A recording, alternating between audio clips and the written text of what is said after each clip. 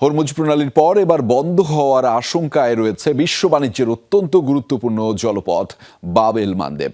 ইয়েমেনের হুতি বিদ্রোহীদের ঘোষণা শান্তি প্রক্রিয়ায় বাধা দিলে ইউরোপকে এশিয়ার সাথে সংযোগকারী এই বাণিজ্য পথ বন্ধ করে দেবে তারা।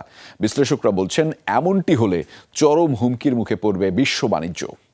অয়েল অ্যাবজর্ব করে আপনার পরিবারকে রাখে হেলদি ফুড গ্রেড ম্যাটেরিয়ালে তৈরি যমুনা কুকওয়্যার।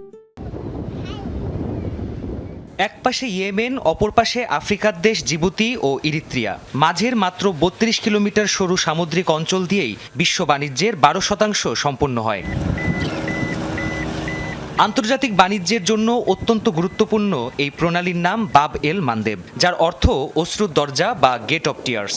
বিপজ্জনক হলেও ইউরোপ, মধ্যপ্রাচ্য ও এশিয়ার মধ্যকার বাণিজ্যের প্রধান গেটওয়ে এটি, কারণ সুয়েজ খাল ও লোহিত সাগরকে এডেন উপসাগর এবং ভারত মহাসাগরের সাথে সংযুক্ত করেছে এই প্রণালী। রোববার ইয়েমেনের হুতি সরকারের উপপররাষ্ট্রমন্ত্রী হুসেইন আল এজ্জি হুঁশিয়ারি দিয়েছেন এই প্রণালী বন্ধ করে দেওয়ার। বলছেন তেমনটি হলে এ জলপথ খোলার সাধ্য হবে না মানবজাতি কিংবা জিনদের। একে তো বন্ধ হরমুজ, তার ওপর যদি বাব এল মান্দেব বন্ধ হয়ে যায় তাহলে বিশ্ব ভয়াবহ মন্দার কবলে পড়বে বলে শঙ্কা বিশ্লেষকদের।